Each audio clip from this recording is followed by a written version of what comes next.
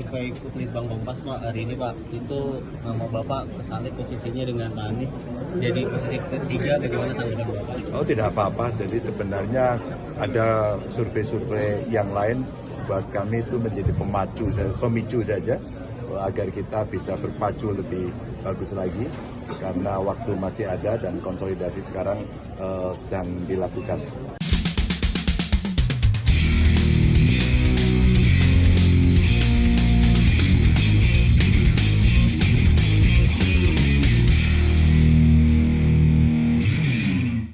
Halo, apa kabar? Saya sepertinya lumayan lama nggak bikin podcast ya.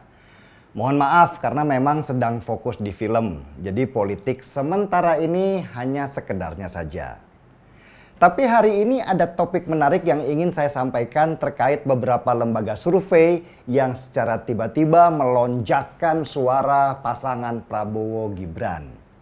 Dan terakhir, survei Litbang Kompas yang menunjukkan suara Prabowo Gibran ke angka 39%. Dan menariknya lagi, kalau saya bisa bilang aneh, adalah suara Ganjar Mahfud yang ada di angka 15%. Dan masih menurut Litbang Kompas, angkanya malah di bawah pasangan Anies dan Caimin yang malah ada di angka 16%.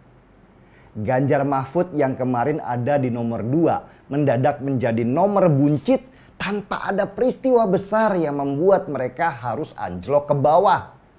Kalau misalnya ada peristiwa besar seperti waktu batalnya U20 digelar kemarin, itu masih masuk akal. Tapi ini sama sekali nggak ada apa-apa. Dan satu hal yang membuat saya tertarik lagi adalah jumlah undecided voters atau pemilih yang belum menentukan pilihan atau sering disebut sebagai pemilih bimbang.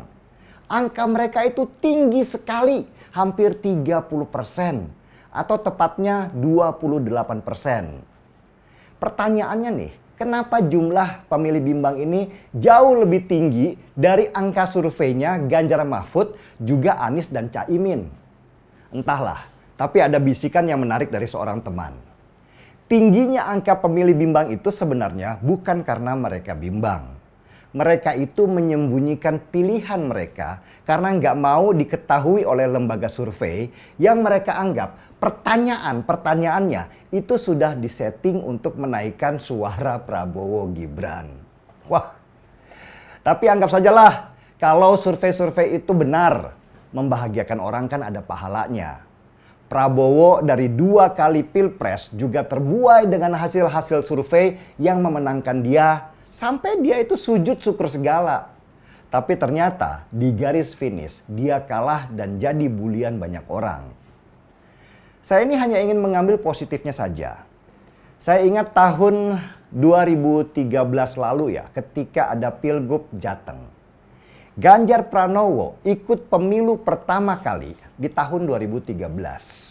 Dan hasil surveinya kecil sekali, hanya 8,4%. Sedangkan lawannya adalah Bibit Waluyo, seorang incumbent yang angka surveinya itu sampai 39%. Coba bayangkan, 8,4% lawan 39%.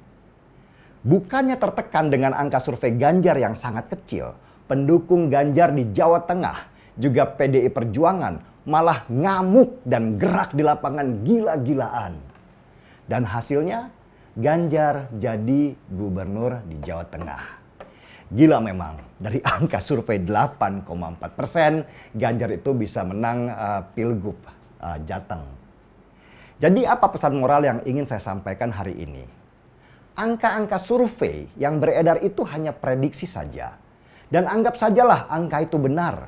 Angka itu hanya berlaku jika pilpres terjadi di hari ketika survei itu dilaksanakan. Angka itu akan berubah-ubah sesuai dengan situasi di depan. Dan sejujurnya saya bilang, angka survei Litbang Kompas itu justru membuat pasangan Prabowo Gibran itu panik luar biasa. Mereka itu didukung oleh istana, didukung oleh logistik yang luar biasa besarnya. Bahkan kabarnya mereka juga didukung oleh aparat negara. Tapi ternyata sulit untuk bicara bahwa Pilpres 2024 ini hanya satu putaran. Dan ini buat pasangan Prabowo Gibran itu sangat berbahaya. Karena kalau Pilpres ini masuk putaran kedua, maka potensi Prabowo Gibran itu kalah menjadi sangat besar. Karena peluangnya menjadi 50-50 dengan pasangan lainnya. Apalagi kemuakan rakyat karena kecurangan di Mahkamah Konstitusi, karena intimidasi, karena politik dinasti itu semakin besar. Dan menumbangkan Prabowo Gibran sudah bukan lagi karena Pilpres ini adalah kompetisi. Tetapi bagaimana menumbangkan kekuasaan Jokowi yang makin kesini makin terlihat berat nafsu kekuasaannya. Sehingga dia menghalalkan segala cara. Jadi jangan pesimis lah melihat angka-angka hasil survei. Jadikan itu sebagai lecutan untuk bergerak lebih kompak lagi, lebih solid lagi, lebih terorganisir lagi, dan lebih masif di daratnya. Situasi bisa sangat berubah, Ganjar bisa rebound. Fokus aja kita pada putaran kedua. Nanti di putaran kedua baru kita hajar mereka habis-habisan. Setuju? Selamat berjuang wahai para pemenang. Yang kita lawan sudah bukan Prabowo, bukan Gibran, dan bukan juga Jokowi.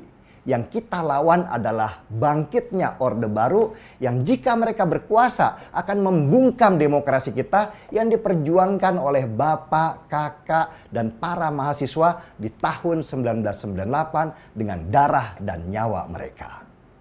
Mari kita angkat cangkir kopinya dan salam 3 jari untuk kalian semua.